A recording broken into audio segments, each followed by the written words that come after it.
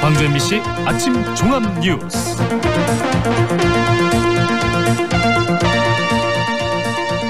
(3월 8일) 금요일 아침 종합 뉴스입니다.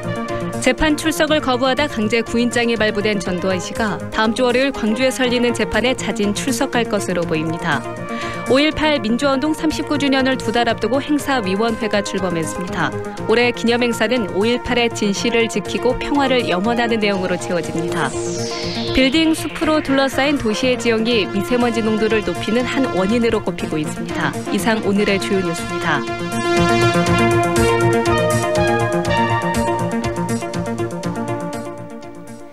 전두환 씨가 다음 주 월요일 광주지법에 자진 출석하겠다는 뜻을 밝혔습니다.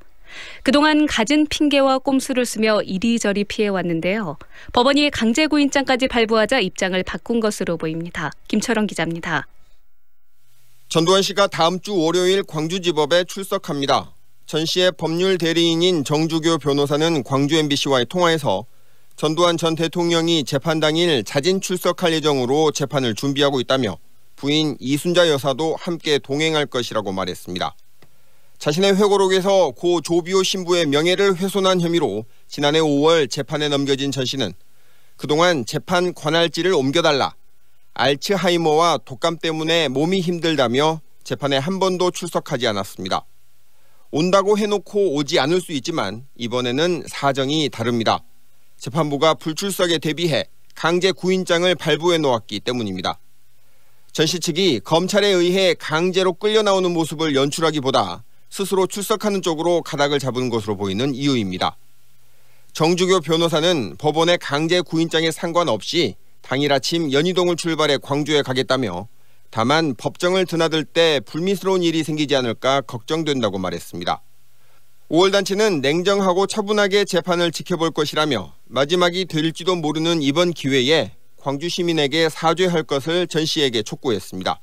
공부하고 싶은 것이 조진태 5.18 기념재단 상임이사입니다. 그야말로 이 스스로 반성하고 참여함으로써 그 용서받을 기회를 가져라.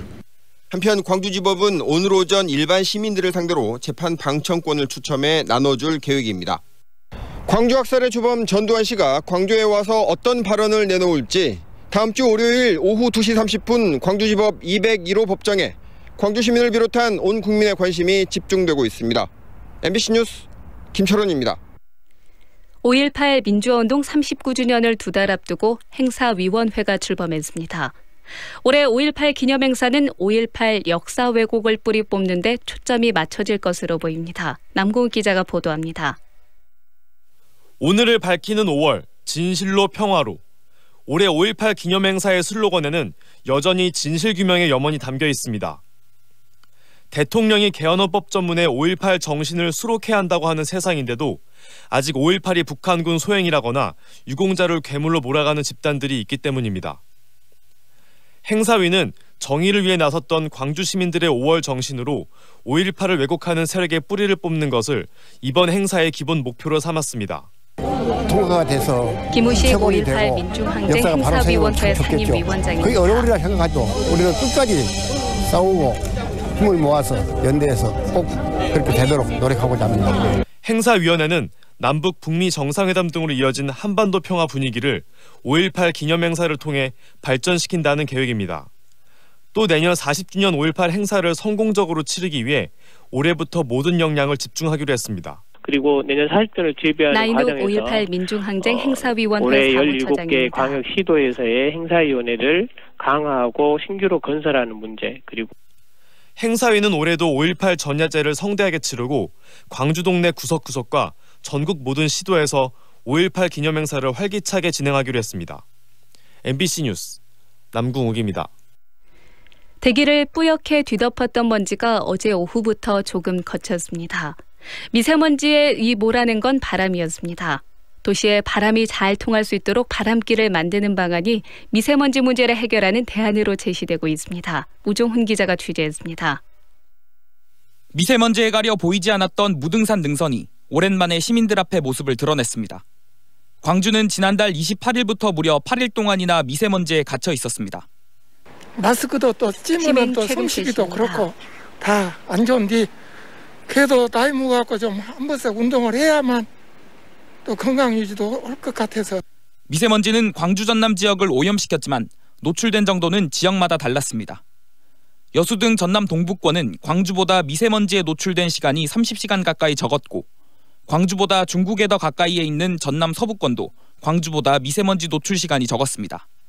이런 차이는 왜 발생한 것일까? 대도시인 광주 도심의 각종 구조물 때문일 가능성이 제기되고 있습니다. 도심의 콘크리트 건물과 아스팔트 도로가 방출하는 복사열 때문에 차가운 공기가 도심 아래로 깔리면서 거대한 먼지 지붕이 만들어져 대기 순환이 더 힘들어졌다는 겁니다.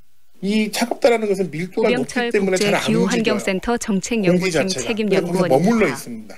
근데 각을 위에서 딱 누르고 있는 상황이에요. 그러니까 먼지가 나와서 조금 올라가더라도 뜨거운 공기에서 막혀버리는 거죠. 전문가들은 도심 미세먼지 대책의 하나로 바람길을 만들어야 한다고 입을 모읍니다.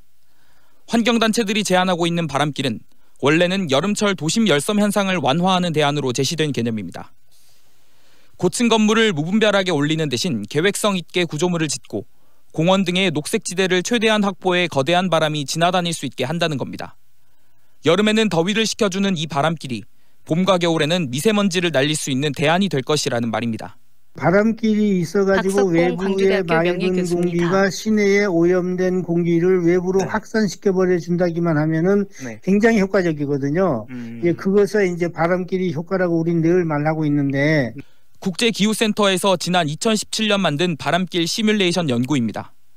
여름철 광주시 바람의 이동을 관측한 결과 고층 빌딩이 밀집한 용봉동과 쌍촌동에서 바람의 세기를 나타내는 화살표의 길이가 짧아지는 것을 볼 수 있습니다.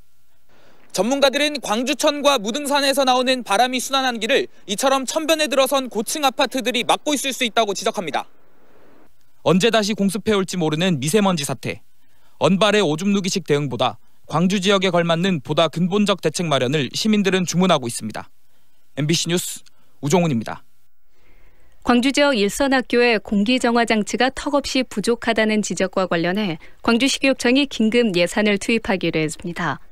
장희고 광주시교육감은 긴급 대책회의를 갖고 학생 건강권 확보 차원에서 26억 원을 확보해 초등학교 교실 1,700여 곳에 공기청정기를 조속히 설치하기로 했습니다. 광주 지역 각급 학교의 공기정화 장치 설치율은 초등학교 57%, 중학교는 3%, 고등학교는 2%대에 그치고 있습니다. 대법원 판결에도 불구하고 근로정신대 피해자들에게 손해배상을 하지 않고 버티고 있는 미쓰비시 중공업 측에 피해자들이 법원에 자산 압류를 신청했습니다. 양금덕 할머니 등 피해자 4명은 어제 서울중앙지법에 미쓰비시 중공업을 상대로 자산 압류 신청을 냈습니다. 압류 대상은 미쓰비시 중공업 측이 한국에 소유하고 있는 상표권 2건과 특허권 6건 등입니다. 오늘 13일 치러지는 제2회 전국 동시조합장 선거를 앞두고 광주 전남 지역 입후보자 59명이 검찰에 입건됐습니다.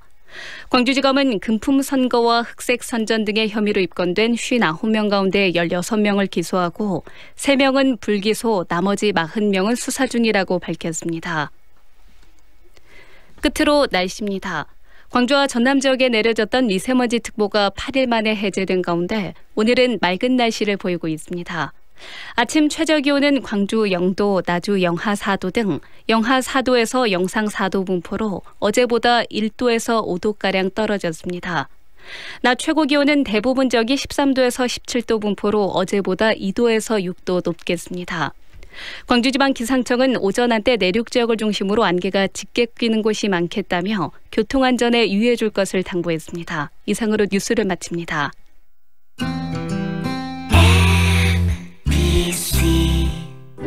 연기자 정동환입니다. 가끔 그 사람이 떠오를 때면 저도 모르게 하늘을 올려다봅니다. 누구나 그렇지요.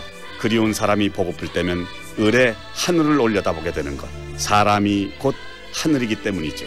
사람을 하늘같이 섬깁니다. 스카이 장례식장.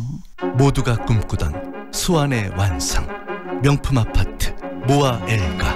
무등산 영산강 특급 조망. 지하철 2호선 예정. 신가 재개발 미래가치까지 누리는 더 큰 수완의 완성. 모아 엘가 더 수완. 3월 오픈 예정. 514-1300 해림건설. 지금 시각은 8시 10분입니다.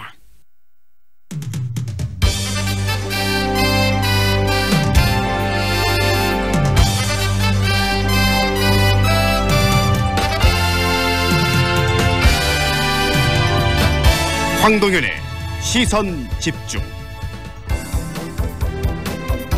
이명박 전 대통령이 보석으로 풀려났습니다.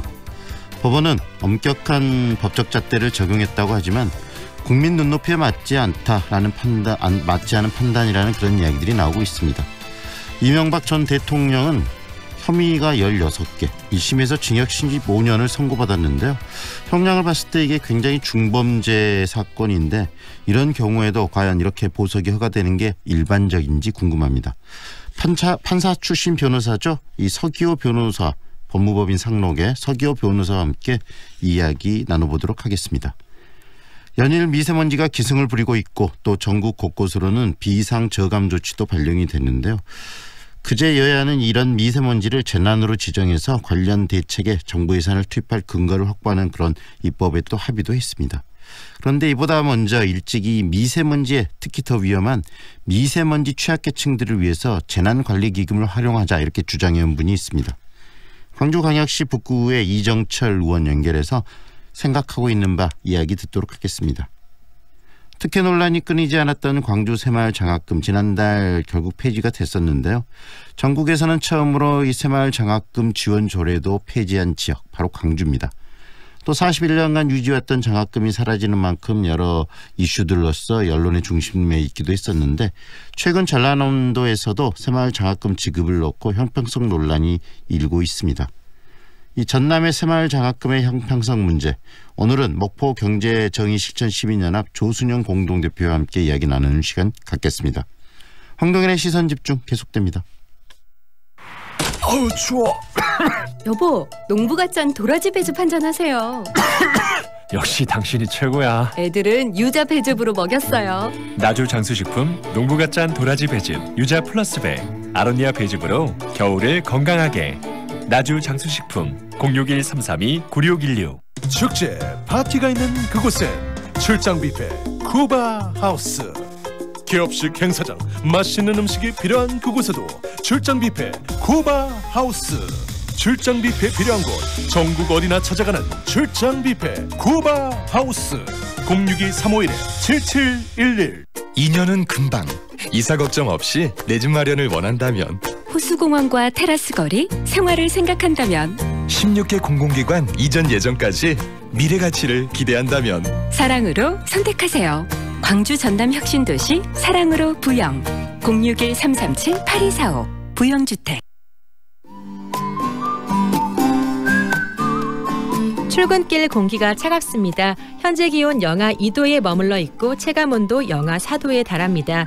한낮의 기온이 17도까지 올라 포근하겠지만 일교차가 커서 나오실 때 따뜻한 옷차림 하셔야겠습니다.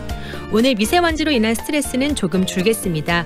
어제부터 대기 상태가 호전되고 있고 미세먼지 농도도 많이 옅어졌습니다.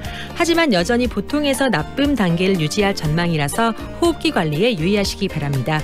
오늘은 맑은 가운데 주말인 토요일 오후부터 일요일까지 비가 오겠습니다.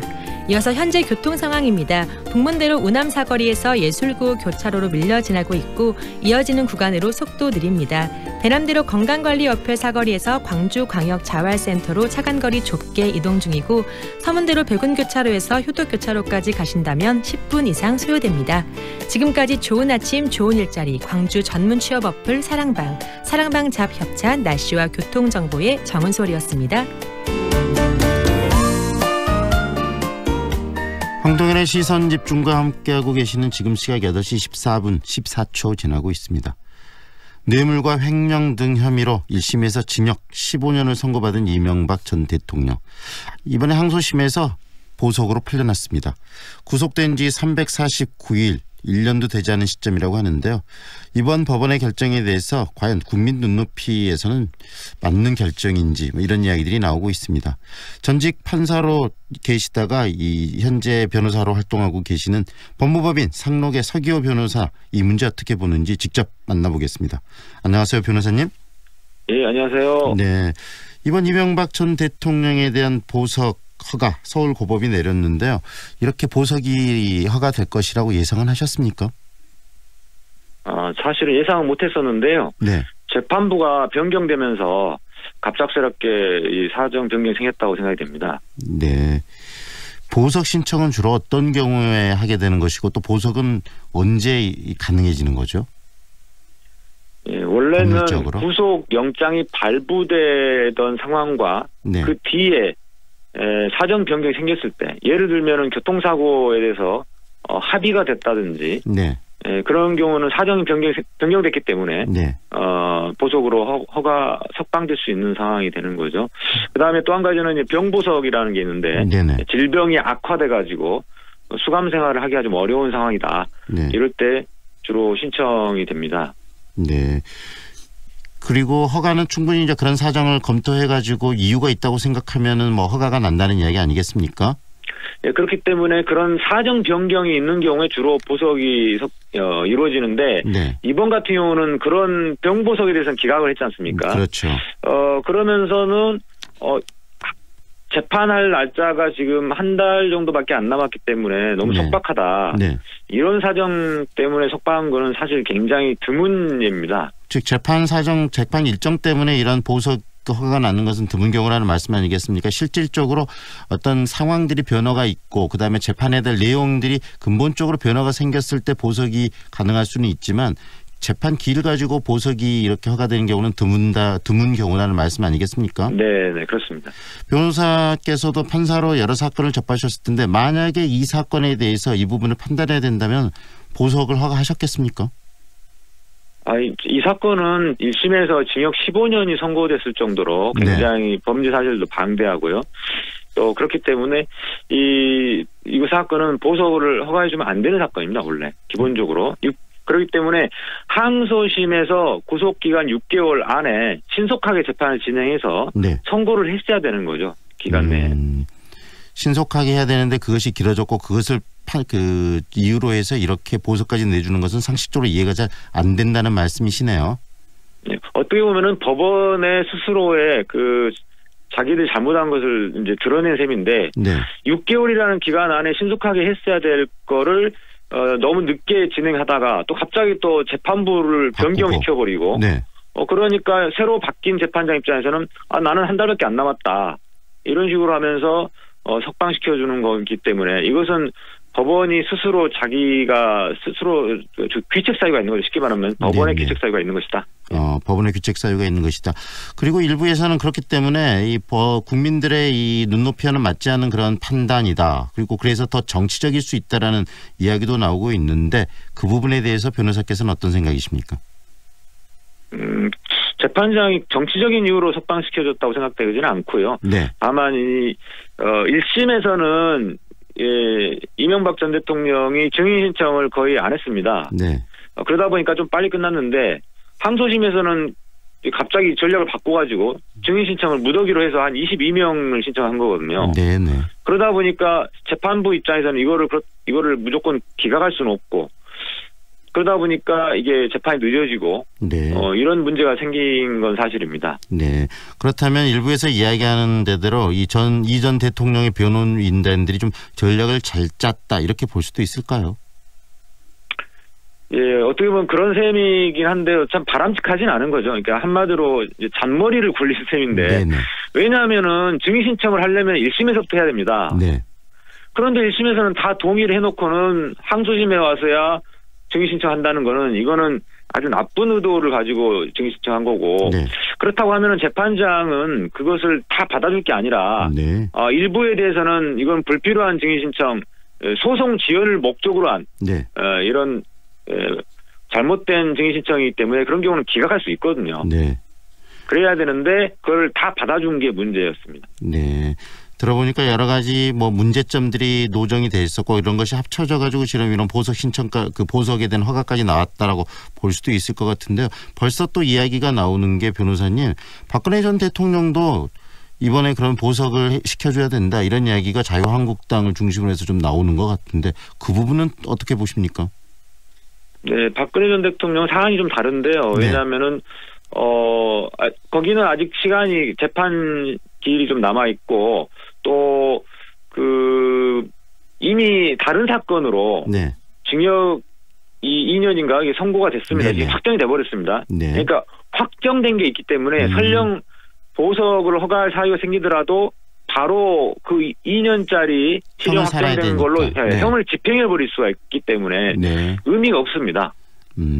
경우는 좀 다르다. 그래서 그러면은 박근혜 대통령의 어떤 보석 이야기가 나오는 것은 굉장히 좀 정치적인 워딩, 수사일 수 있는 거네요.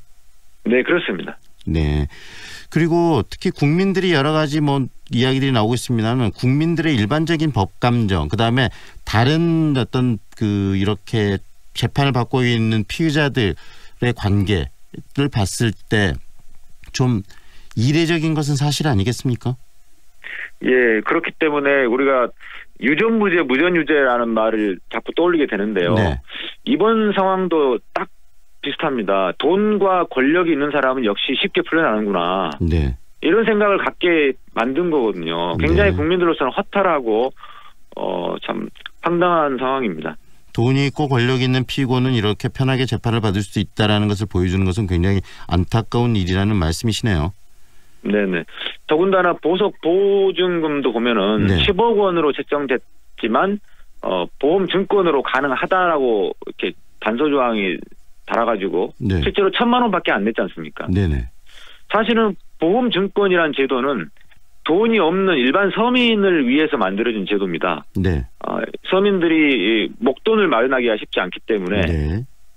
그 제도를 만들어준 건데 이명박 전 대통령은 숨겨놓은 재산도 많고 네. 그래서 얼마든지 10억 이상 현금으로 낼 수 있는 상황임에도 낼 수 있는 불구하고 상황이죠. 네. 네. 여러 가지 그런 부분들을 봤을 때 과연 이 적절성, 다시 말하면 이 국민들이 이렇게 문제를 의식을 가지고 있는 개연성들이 충분히 높은 상황들인데 이런 부분들을 지금 이 재판부에서 결정을 내려버리는 부분들 그리고 앞으로 뭐 일주일에 한 번씩 제대로 이 보석이 집행되고 있는가를 확인하겠다고 하는데 그런 과정은 원래 그 일례적으로 하는 그런 과정인가요? 보통은 그런 주거지 제한만 있고 네. 접견 제한이나 통신 제한 조치는 없습니다. 네. 그런데 이번 같은 경우는 재판부 스스로도 이게 부담이 된 거예요. 이거를 보석으로 석방시켜주면 비난 여론이 많아질 것 같으니까 네. 두 가지 제한 조건을 붙였는데 문제는 그 제한 조건을 제대로 이행하는지 감시 감독을 할 수가 없다라는 겁니다. 네. 경찰이 논현동 사저 안에 들어가서 상주하면서 감독한 게 아니거든요. 네. 그렇다고 CCTV로 뭐 감시하는 것도 아니고 네. 그러다 보니까 하루에 한 번씩 경찰이 가서 확인해서 재판부에 보고해달라 이거 하나 하고 일주일에 한 번씩 보고서를 스스로 제출해라. 네. 뭐 이렇게 조건을 붙였는데 사실 이런 거는 실효성이 없는 조치죠. 얼마든지 가족들 핸드폰이나 테이프폰 등으로 네. 전화 사용이 가능하고 또 하루에 한 번 경찰에 가서 확인하는 거기 때문에 그 사이에 다른 뭐 가사 도움이라든가 여러 가지 사람들 통해서 접견도 가능한 거거든요, 사실상. 형식적인 그런 절차고 결국 재판부가 부담을 이런 식으로 좀 풀어보고자 하는 그런 일종의 꼼수일 수도 있다는 말씀이시네요. 네, 그렇습니다. 어쨌든 이 전 대통령이 이제는 불구속 상태에서 재판을 받게 됐는데 앞으로 재판 절차는 어떻게 되는 거죠, 그럼? 지금 불구속 상태에서 재판을 받는 거기 때문에 네. 어떤 기간의 제한 없이 여유 있게 재판을 하게 될 것 같고요. 네. 그래서 증인신문이 다 완료돼야만 선고할 수 있기 때문에 네. 좀 상당히 좀 길어질 것 같습니다. 최소한 6개월에서 1년 정도는 그리 길어지지 않을까 싶습니다. 이명박 전 대통령의 변호인단의 전략이 바로 그런 거 아니겠습니까? 계속적으로 증인신문들 요구하면서 이 재판을 길게 가져가는 그런 전략을 구사할 수도 있는 거 아니겠습니까? 예, 문제는 그 사이에 네. 이명박 전 대통령이 어떤 뭐 건강의 문제를 이유로 뭐 쓰러지는 척한다든지 네네. 이런 모습을 보여가지고 판결 선고할 때 네. 병세가 더 악화됐다. 이런 이야기를 해가지고 설령 실형이 선고되더라도 네. 다시 구속하면 안 된다 이런 논리를 펼 거라는 것이죠. 그런 개연성도 굉장히 높아지고 있고 여러 가지 변수들이 많이 좀 생겨버린 상황이 된 거네요. 한 가지 또 우려되는 거는 이제 풀려났기 때문에 지금 앞으로 출석하게 될 증인들이 부담을 느껴가지고 또는 증인들에게 압력이나 회유를 넣어서 증언을 번복시키려는 그런 의도가 있을 수 있습니다. 네, 여러 가지 상황들이 지금 많이 우려되는 상황들이 존재하는데 이런 것들을 좀 최소화시키고 제대로 재판을 받게 하고 또 제대로 재판 결과를 내게 하기 위해서는 어떤 부분들이 좀 이 상황 속에서 고려돼야 된다고 생각하시는지 좀 이야기해 주시죠. 뭐 이미 불구속으로 석방된 상태이기 때문에 지금으로서는 조금 시간이 길어지더라도 네. 피고인이 원하는 뭐 증인 신청을 다 받아줘서 해가지고 완벽한 결론을 내려야 되는데요. 네. 적어도 범죄 사실 자체에 좀 집중해서 판결을 선고하고 또 뭐 건강상의 악화 이런 핑계에 대해서는 과감하게 개척해가지고 항소 기각을 선고해야 된다고 생각이 됩니다. 네, 재판을 이끌어가는 이 재판관의 이 객관적인 판단과 이 선택들이 굉장히 중요하겠네요. 네, 그렇습니다. 네, 오늘 말씀은 여기까지 듣겠습니다. 바쁘신데 이렇게 인터뷰해 주셔서 고맙습니다. 네, 감사합니다. 지금까지 법무법인 상록의 서기호 변호사와 함께했습니다.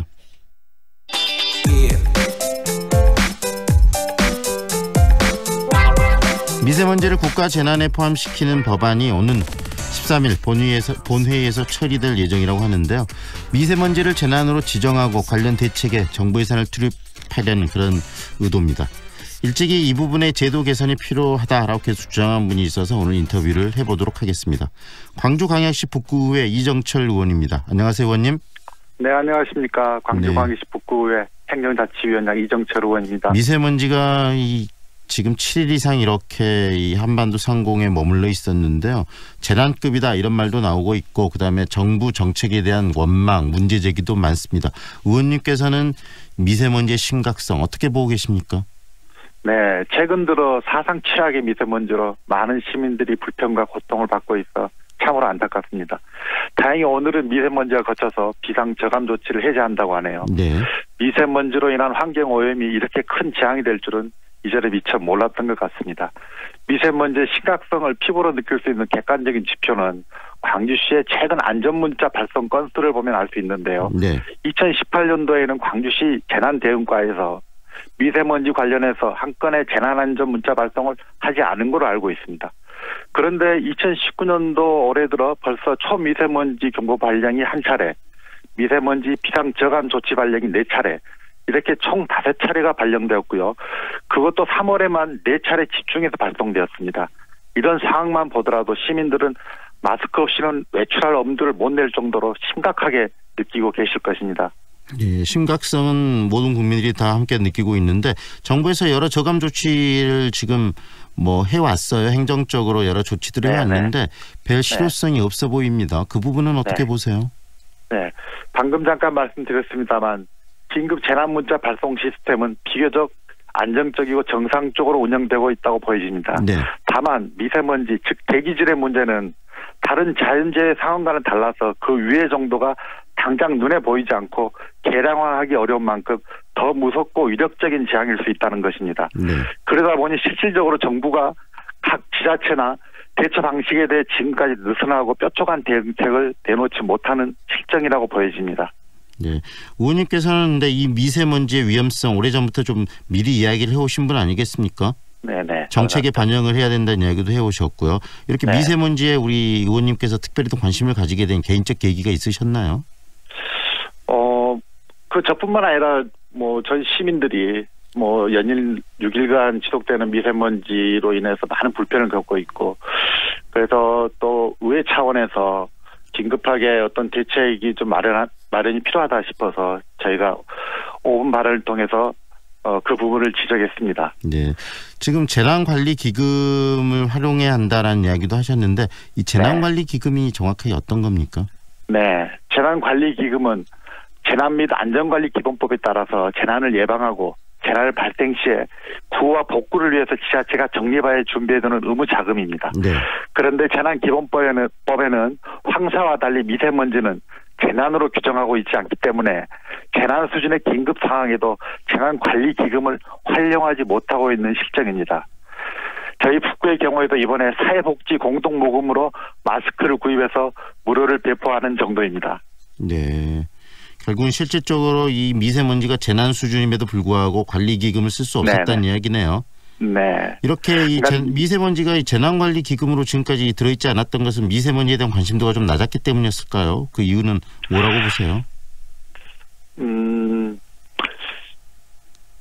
미세먼지가 재난 수준에 이른 것은 사실 불과 몇 해 되지 않습니다. 네네. 지난 대통령 선거 당시에 문재인 대통령을 비롯한 각 정당의 후보들이 미세먼지 관련 대책을 공약으로 내서 세웠던 것을 볼 때 국가 차원의 심각한 문제가 된 것은 맞습니다.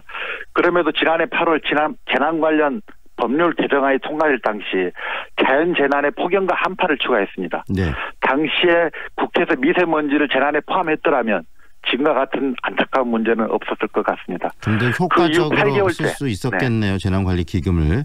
네네 그렇죠. 네. 재난관련법에 황사를 포함해 황사와 같은 미세먼지를 더 심각한 미세먼지를 포함했더라면 뭐 여러 가지 위기관리 단계별 대책과 예산을 집행할 수 있는 그런 숨통을 마련하는 계기가 됐었다는 것이죠. 이제 국회에서도 좀 늦었지만 국가 재난에 미세먼지를 지금 포함시키겠다는 거 아니겠습니까? 네네. 이렇게 미세먼지가 재난으로 지정되면 그러면 재난관리기금이 어떤 식으로 활용이 될 수 있을까요? 구체적으로. 네.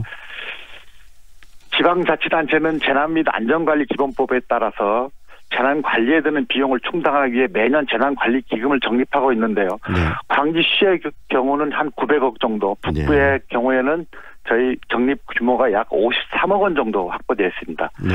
이 기금을 활용하려면 관련 조례에 따라서 기금 운용 심의위원회를 구성하고 여기에서 기금의 운용 계획 등을 심의 의결해서 집행하게 되는 것인데요. 네. 기금의 사용 규모를 정하는 역할은 기금 운용 심의위원회 몫이라고 할 수 있겠습니다. 네, 일단은 이 재난으로 지금 국회가 지정을 하면 구체적으로 이제 조례를 통해서 어떻게 쓸 것인지 결정해서 쓰면 된다는 이야기 아니겠습니까? 네, 이제 국가에서도 위기 단계별 조치와 그에 따른 예산 지원이 더 확대될 것이고요. 네. 그로 인해서 지자체가 긴급하게 예비비를 만들거나 복지 예산을 빼서 취약계층의 마스크 등을 지원하는 모습들은 해결될 것으로 보입니다. 네. 그렇다면 이제 구체적으로 이 돈을 어디에다가 쓸 것인가도 굉장히 중요할 것 같습니다. 여러 가지 대안 방식들이 나오고 있는데 5개 청정기를 설치하겠다는 말도 나오고 또 그에 대한 방법도 나오고 인공강우 이야기도 나오고 굉장히 복잡합니다. 어떤 방식으로 구체적으로 이 미세먼지 저감 대책들을 실행해야 된다고 생각하시는지도 본인 생각 좀 이야기해 주시죠. 네. 지금 국회에서 미세먼지를 사회재난에 포함시키는 법안이 개정된다면 아까 말씀드렸다시피 국가적 차원에서 위기 단계별 조치가 아마 나올 것 같고요. 지금 예산이 수반되지 않다 보니까 당장은 실효성 있는 어떤 대책이 나오지는 않습니다. 네. 이제 예산이 확보가 되면 그 예산을 이용해서 실질적으로 여러 가지 공공 다중 이용 시설에 대피소를 만든다거나 또는 직접적으로 마스크 배부를 취약계층을 넘어서 우리 주민들에게 쉽게 배부할 수 있는 어떤 그런 재원 마련이 되면 보다 좀 그 미세먼지에 대한 적극적인 대처가 좀 가능하지 않을까 이렇게 생각하고 있습니다. 저희 북부에서는 저희 5번 발언 직후에 다른 지자체 가운데 선도적으로 무료 마스크를 배부하였는데요. 추후 예산을 더 확보하게 된다면 경로당, 사회복지시설 등 전체 시설에게 확대 배부하고 대형 공기청정기를 추가로 설치할 예정이라고 알고 있습니다. 네, 정말 이 국가 재난 일주일간 미세먼지 속에서 살면서 모든 국민들이 미세먼지가 정말 국가 재난이다라는 것을 몸으로 직접 체험을 했기 때문에 좀 빠른 이런 대응들을 행정기관들이 앞으로 좀 해야 되지 않을까 싶고요. 그 중심에 또 우리 이정철 의원 같은 분이 적극적으로 그런 부분들 할 수 있도록 지원도 해 주시고 감시도 하셨으면 좋겠습니다. 네네, 감사합니다. 저희 북구의회에서도 실효성 있는 대책을 고민하고 시민 건강을 위한 노력을 북구청과 함께 하겠다는 약속을 드리겠습니다. 네, 오늘 말씀 여기까지 듣겠습니다. 고맙습니다. 네, 감사합니다. 지금까지 광주광역시 북구의 이정철 의원과 함께 했는데요. 이제 구체적인 안들을 만들어가면서 미세먼지에 대해서 대응을 구체적으로 그리고 체계적으로 해야 할 때가 온 것 같습니다.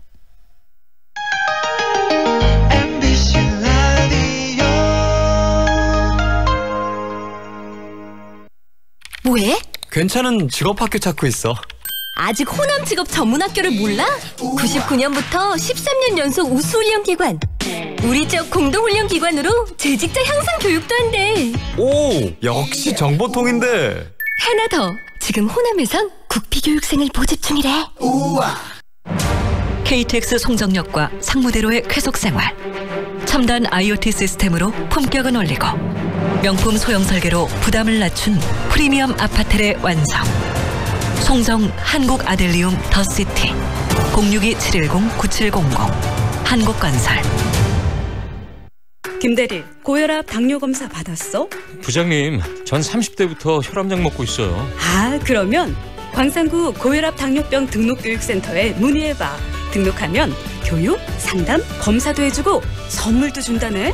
문의 광주 952-8882 만 30대 이상 광산 구민의 하나입니다. 우리 지역 바른 먹거리를 소비자와 있는 로컬푸드 직매장이 나주 혁신도시에 찾아왔어요. 쇼핑의 즐거움, 금융점포를 갖춘 삼포농협 하나로마트 로컬푸드 직매장에서 새로운 만날 기회. 5월 오픈 예정. 나주 혁신도시 삼포농협 하나로마트와 함께할 임대사업자를 동시 모집합니다. 93.9 Feelings between the sheets. Why am I caressing my mama's fat knees? 세상을 보는 지역의 눈. 여러분은 지금 황동현의 시선 집중과 함께하고 있습니다. 지난달 광주시가 전국에서 처음으로 새마을 장학금 지원 조례를 폐지를 했는데요. 전남에서도 새마을 장학금 지급을 넣고 형평성 논란이 일고 있습니다. 새마을 지도자 자녀에게만 세금으로 장학금을 지급하는 것은 특혜다라고는 이야기가 나오는 건데요. 관련 이야기 듣겠습니다. 목포 경제정의실천시민연합 조순영 대표 연결합니다. 안녕하세요, 대표님. 안녕하세요. 네, 이 여러 지역에서 새마을회가 지금 활동들을 많이 하고 있는데 새마을회가 주로 어떤 활동들을 하는 단체입니까? 새마을의 기능이라면 가시적 캠페인 정도. 네. 자체 행사, 당초 근대에 출발했던 생산적 삶이나 질 향상의 목적과는 또 배치되는 단체로 전략했거든요. 네. 지금 보면 간변단체의 성격이 범죄 벗어나지 못하고 그런 실정입니다 지금. 네. 그러지만 또 지자체 군단이라는 데 보면 공병육기 꽃길 가꾸기, 네. 독거노인, 불이토기 이런 맥락으로 지금 현재 유지하는 정도 그러고 보고 있습니다. 이 봉사도 하고 그런데 이 새마을회의 출발은 결국은 박정희 시대, 박정희 정권과 굉장히 뗄래야 뗄 수 없는 관계 아니겠습니까? 예. 새마을회가 어떻게 출발하게 됐는지 그 역사적인 것도 좀 정리를 해주시겠어요? 당초 보면 1970년도 네. 유신정부 때 새마을 운동은 우리 마을 우리 힘으로 새롭게 바꾸자 그런 운동으로 농촌에서 시작했거든요. 네. 기초적인 환경 사업이나 분야를 발전을 위한 그런 일자리를 만드는 데 실제 나갔는데 후로 이제 정권주의 차원에서 비롯된 의식 구조 개선과 여론 장악 이런 도구로 또 처음에 누구나 그런 사실은 다 알고 있는 사실이고요. 네. 조국 근대 일조에 따른 기성세대의 국평도 있지만은 해일적이고 독단의 상명 하복식 운영은 현재도 변함이 없는 그런 실정이고요. 네. 지금은 제2의 생활운동선하고 현재까지 순수 민간 운동 자율 그런 운동으로 태어나기 위한 노력을 지속하고 지금 현재 있을 뿐이죠. 네. 지금 문제가 되는 부분이 결국은 새마을 지금 장학금 아니겠습니까?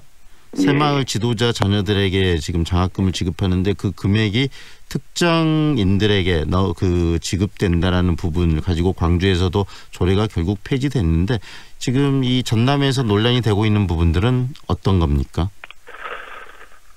보통 보면 장학금 하면 순수하게 이렇게 단체 모금을 해서 하는 그런 단체가 많이 있거든요. 네. 그렇지만 이 새마을 장학금은 보통 보면 유신정권 말기 네. 75년에 내무 준칙에서 지금까지 해오고 있는데요. 목포시 같으면 매년 한 30명 정도, 네. 개별적으로 한 5, 60만 정도 되더라고요. 네. 그런데 보통 보면 이제 2017년 같은 경우에는 개인당 180만 정도. 네. 그래서 다른 단체와 이렇게 형평성도 맞지는 않는다. 네. 그런 생각 같습니다. 결국은 형평성에 맞지 않는다라는 라는 이야기인데 장학금 대상자 선정 기준은 지금 어떻게 돼 있습니까? 새마을 장학금? 지금 목포시 같은 2년 이상 봉산 네. 새마을 지도자의 자녀에게 이렇게 일반 자금 주기도 하고요. 네. 또 일반 군단이면 또 5년 이상 봉산 새마을 지도자의 자녀에게 이렇게 지급하는 기준도 있거든요. 네. 그래서 시와 이렇게 지자체 간의 좀 다른 점은 농촌이기 때문에 네. 농촌은 또 새마을 또 회원이 굉장히 많거든요. 네. 그러다 보니까 그는 5년, 시 같은 데는 동단이 있다 보니까 2년 이런 식으로 지금 지급하고 있는 걸로 알고 있습니다. 네.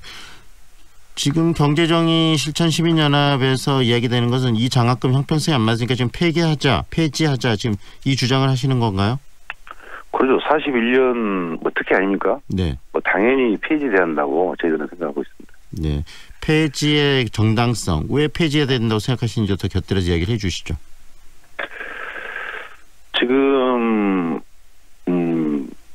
41년 아닙니까? 네. 그러면 얘기하면 이게 다 국비예요. 네. 국민 세금으로 이렇게 이루어지는 돈을 자금을 가지고 일반 개인 단체 단체에 있는 자녀들에게 자금을 준다는 게 옳지 않다고 생각하기 때문에 제 경질 차원에서는 당연히 폐지돼야 한다고 생각합니다. 네.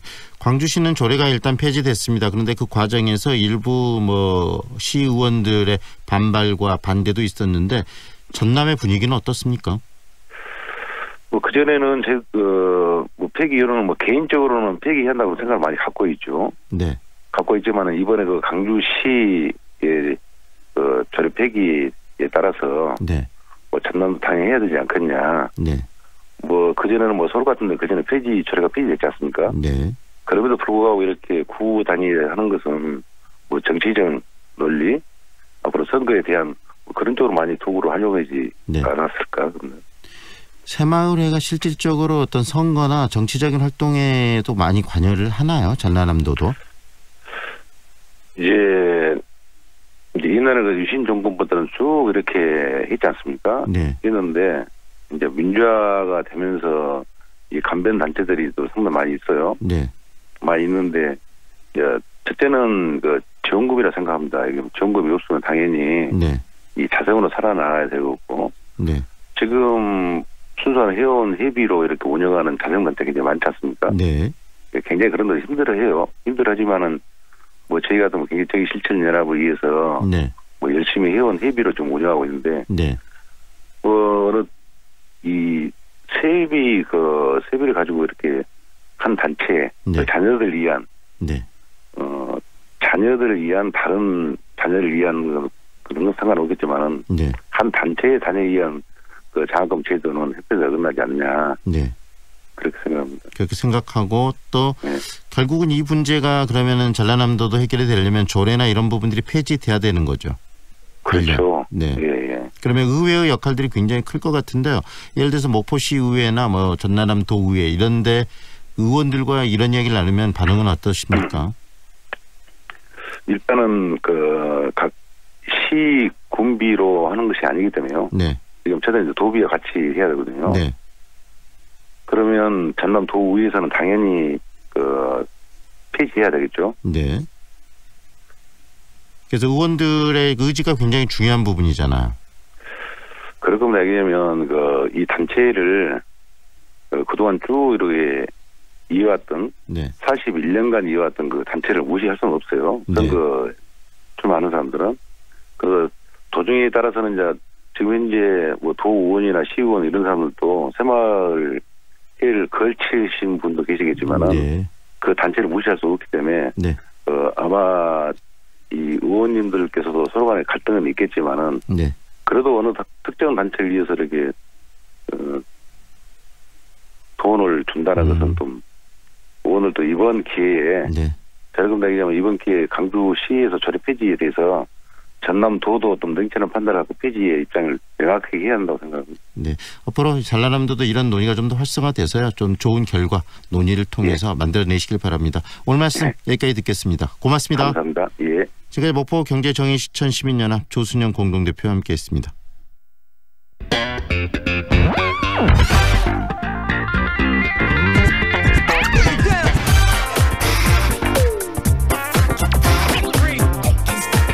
남도의 아름다움을 귀로 느끼는 시간입니다. 아름다운 남도. 오늘도 전남도청 대변인실 이돈삼 시민기자와 함께합니다. 어서 오십시오. 예, 안녕하셨습니까? 미세먼지에서 좀 오랜만에 벗어나서 맑은 하늘을 되찾은 봄날이 바로 오늘이 아닌가 싶은데요. 이번 주 어디를 소개해 주실 겁니까? 지난 시간 말씀드렸습니다만 3.1운동 100주년, 임시정부 수립 100주년이라고 이제 말씀을 드리면서 우리 지역의 독립운동의 흔적 또 독립정신을 되새길 장소 돌아봤죠. 그런데 3월에 가볼 만한 곳으로 한국관광공사도요. 독립운동의 흔적이 짙게 배인 곳을 추천을 했더라고요. 그 가운데 한 곳인데 오늘은 우리 선조들의 뜨거운 함성과 눈물이 배어있는 섬을 한번 가보겠습니다. 항일의 섬, 완도, 소환도로 갑니다. 항일의 섬, 완도, 소환도라고 말씀을 해주셨는데 3.1운동 100주년을 맞은 지금 가면 더 의미가 있겠는데요. 그렇죠. 소환도, 완도 본섬에서 남쪽으로 한참 떨어져 있는 그런 섬인데요.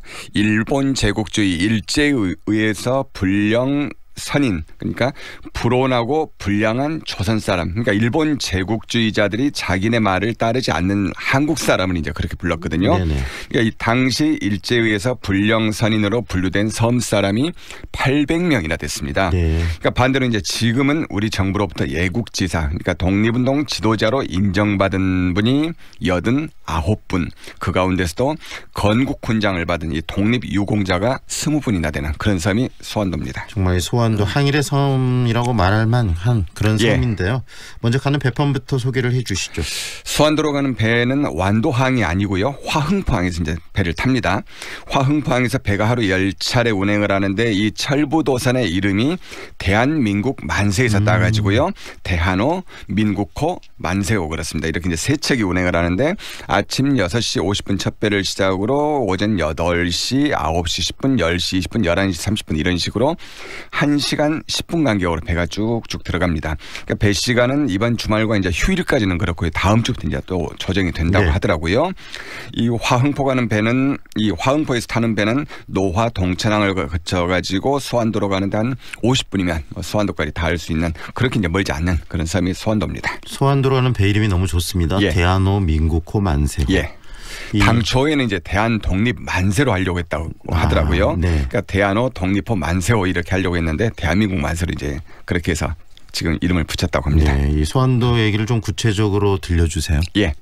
소환도는 함경도 북청 또 부산 동래하고 함께 세 손가락에 꼽히는 이제 항일의 고장 이렇게 알려져 있습니다. 배를 타고 들어가서 이제 섬에 내리면은 항일의 땅, 해방의 섬, 소환도 이렇게 이제 씌어진 표지석이 세워져 있는데요. 소환도 주민이 지금은 3,000명이 조금 안 되는데 말씀드렸다시피 독립운동 지도자가 89분이고 건국훈장을 받은 독립유공자가 20분이나 되는 그런 섬이고요. 이런 연유로 섬 주민들이 1년 365일 집집마다 태극기를 개양하고 있는 섬입니다. 태극기가 1년 내내 휘날리는 섬 소환도. 항일의 역사가 그만큼 깊다는 거 아니겠습니까? 일제강점기 훨씬 이전으로 거슬러 올라갑니다. 1886년도에 소환도 이제 맹선리라는 곳이 있는데 이 맹선리 짝지에다 막사를 짓고 고기를 잡던 일본 사람들을 이 섬 사람들이 직접 쫓아낸 그런 사건이 있었고요.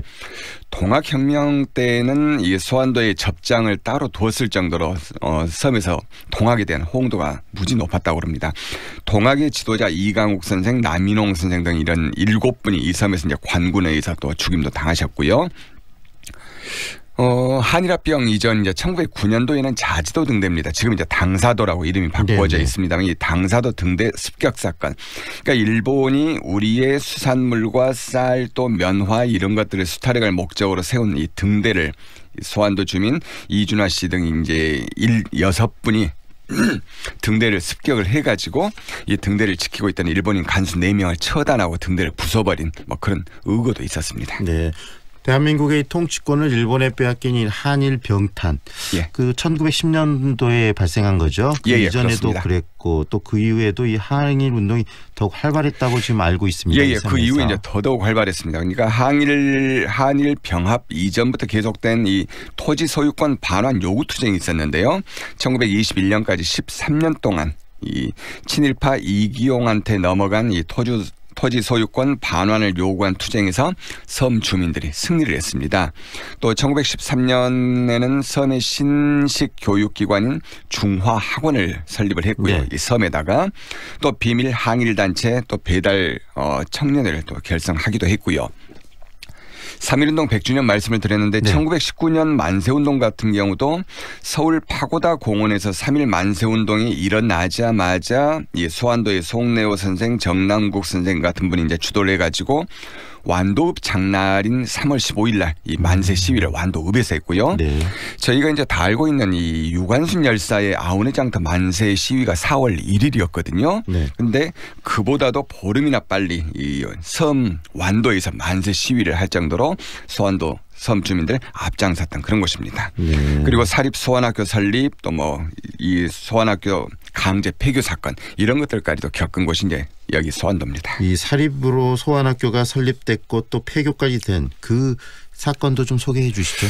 예, 말씀드렸습니다만 이 토지 반환 투쟁에서 이긴 섬 주민들이요, 이 배움만이 살 길이다, 또 항일의 길이다 이런 생각으로 사립 소환학교 설립을 결의를 합니다. 당시에 1,454원의 성금, 그러니까 지금 돈으로 환산을 하면 1억 원 이제 넘는 돈인데요. 이 돈을 주민들한테 직접 모금을 하고요. 이 돈으로 1923년도에 소환학교를 세우고 학생 270명으로 이제 개교를 하거든요. 그러니까 당시 소환도에는 일본인이 세운 공립학교가 있었습니다. 그러니까 거기에는 일본 군무원 자녀 등 한 뭐 30명 정도 다닌 반면에 주민들이 세운 이 소환학교에는 완도는 물론이고 이제 해남, 멀리 제주도에서까지도 학생들이 유학을 와서 다녀가지고, 그러니까 일본인 이 세운 공립학교는 30명 정도 다니는데 이 주민들이 세운 소환학교에는 270명이나 다녔던 뭐 그런 소환학교입니다. 정말 의식 있는 섬.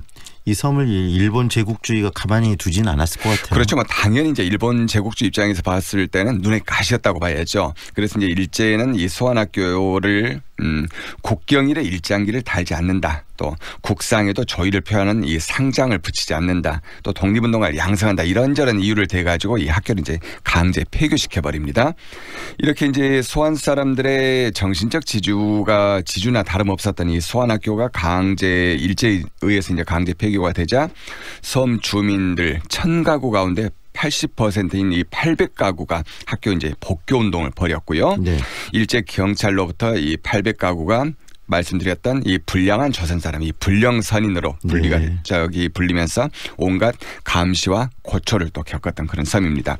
이 과정에서 많은 사람들이 끌려가서 이제 감옥에 갇히기도 했는데, 섬에 남은 마을 사람들이, 그러니까 감옥에 갇힌 이웃들을 생각을 하면서 한겨울에도 이불을 덮지 않고 차가운 방에서 이제 지냈다고 하고요. 또 일제에 부역한 사람들한테는 불씨도 나눠주지 않고 또 경찰과는 말도 하지 않았다, 이런 불언 동맹을 실천한 또 소환도 섬 사람들입니다. 강직한 분들이 사는 섬, 그리고 또 이 독립에 대한 의지가 강한 분들이 사는 섬인데요. 이 소환도 사람들의 이런 항의 정신을 엿볼 수 있는 기념관이 여기 있겠죠? 예, 있습니다. 강리에 있는데요. 이 가항리라는 곳에 가시면은 소환 항일운동 기념탑이 있고 또 기념관이 있습니다. 그러니까 일제 강점기 소환도 사람들의 정신이 이제 오롯이 밴 말씀드렸던 이 사립 소환학교가 있던 이제 그 자리거든요. 그러니까 여기 기념관에 가시면은 정부로부터 독립 유공자 서훈을 받은 20분의 이제 흉상, 또 독립운동가들의 존영이 모셔져 있고요. 또 일제 강점기 애국 정신이 깃든 승리 기념탑까지도 여기에 세워져 있고 그렇습니다. 이 항일의 정신이 정말 그 배어 있는 그런 섬인데요. 이 섬의 또 이 풍광도 그렇게 아름답다면서요? 예, 일단은 소환도 그러면 상록수림을 빼놓을 수가 없습니다. 상록수림이 있는데 두 군데가 있는데 둘 다 이제 천연 기념물로 지정이 돼 있거든요. 상록수림이 미라리에 있고 이제 맹선리 이 두 군데 있는데, 이 갯돌 해변하고 어우러진 미라리에는 뭐 후박나무, 구실잡밥나무, 생달나무, 동백나무 이러한 700여 그루로 이루어진 이제 숲인데 면적이 한 5,000평 정도 되고요. 여름은 물론이고 이제 사철 그렇게 이제 손색이 없는 그런 관광지가 여기 미라리입니다. 그리고 또 하나 이제 맹선리에 가시면은 수령 한 200~300년 된 후박나무 등 이런 이제 상록산 200그루 이상이 해안선을 따라서 방풍림을 형성하고 있는데요. 여기도 마찬가지 마을을 보호해주면서 풍광까지 아름답게 해주는 그런 상록수림이 섬이 여기 맹선리입니다. 아름다운 풍광 그리고 또 섬이 이게 둘레길도 있습니까? 예, 둘레길도 있습니다. 대봉산 동쪽을 끼고 도는 이 부감과 또 비자리를 잇는 이제 둘레길이 참 다소곳한데 이 소환도가 전라남도에 가고 싶은 섬으로 이제 선정이 되면서 그때 단장이 된 그런 길이거든요. 그러니까 흔한 나무데크 설치하지 않았고 사람들이 직접 돌을 다듬고 흙을 다져서 이제 그렇게 정비를 했습니다. 또 가악산을 남북으로 가로질러서 맹선리와 진산리를 잇는 빤스고개라는 곳도 있어요. 네, 예. 이름이 좀 독특하네요. 예, 그렇습니다. 맹선리 주민들이 건너편 진산 들녘에서 수확한 볕단을 이고 지고 나르면서 속옷이 땀에 흠뻑 젖었다 해서 이제 빤스고개 이렇게 이제 이름이 붙은 고갯길인데 치마를 입고 앞서가는 여인네의 속옷이 이제 훤히 보일 정도로 경사가 가팔랐다 해서요. 그래서 또 빤스고개다 이런 얘기도 있는데 이 섬 사람들의 애환과 추억이 서린 이 고갯길 빤스고개도 있고요. 그러니까 이 길을 걸으면서 일제강점기에 말씀드렸던 이 차디찬 감옥에서 겨울을 보냈던 이 항일 지도자와 아픔을 함께한다는 그래서 이불도 덮지 않았다는 이 섬 주민들 떠올려 보는 것도 이제 좋을 것 같고요. 이 계절에 가시면 또 감귤나무도 꽤 많이 있습니다. 물론 이제 귤 수확은 끝났습니다만은 이런저런 감귤나무 이 수확이 끝난 감귤나무까지도 볼 수 있는 곳이 소환도입니다. 이 3.1 만세운동 100년 그리고 또 이 임시정부 수립 100년의 이 올해 정말 한 번쯤은 꼭 가보고 싶은 그리고 꼭 가봐야 될 그런 섬이 아닌가 싶네요. 그래서 이제 지난주 뭐 그 전주 말씀드렸던 또 오늘까지 말씀드렸던 이 소환도까지 꼭 한번 짬 내셔가지고 다녀오시기 바랍니다. 네, 오늘 말씀 여기까지 드릴게요. 고맙습니다. 예, 고맙습니다. 지금까지 전남도청 대변인실 이돈삼 시민기자와 함께했습니다. Ready for adventure days? 오직 3월 집 전차종 사륜구동 할인 그랜드 체로키 재구매 고객 최대 1,400만 원 첫 구매 고객 최대 1,200만 원 할인 추가 혜택까지 모험을 위한 기회를 가져라 Adventure Days Jeep 황동현의 시선집중 금요일 순서는 여기까지입니다. 저희는 다음 주 월요일 다시 청취자 여러분과 함께하겠습니다. 지금까지 구성 최은영 박소희 기술 박성현 그리고 연출과 진행의 황동현이었습니다. 행복한 주말 보내십시오. 고맙습니다.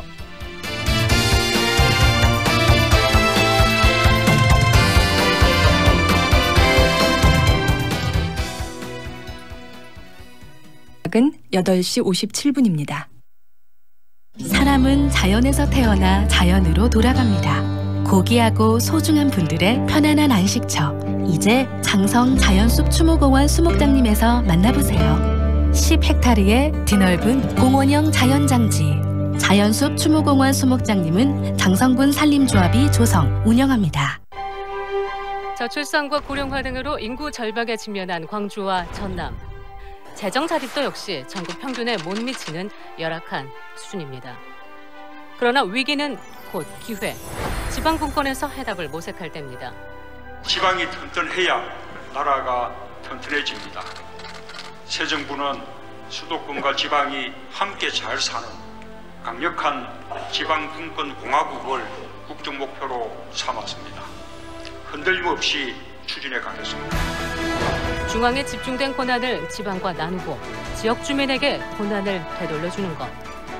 2019년 더 잘 사는 광주 전남으로 가는 길. 강력한 지방 분권의 시대로. 광주 MBC 연중 캠페인 지방이 힘이다. 이 캠페인은 나주시, 화순군, 담양군, 구례군, 광주광산구, 광주은행과 함께합니다.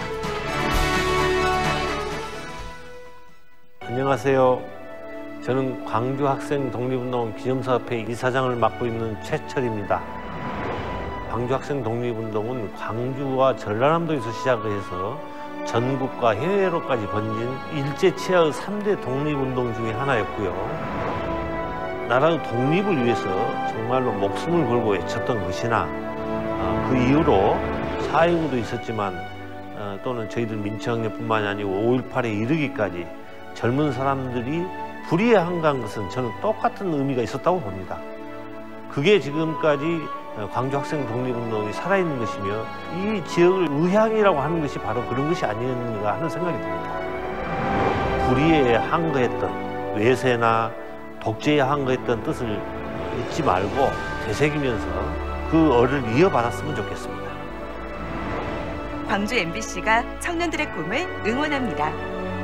청년의 꿈을 키우는 남도 청출 어람. 이 캠페인은 글로벌 공기업 한국농어촌공사와 함께합니다.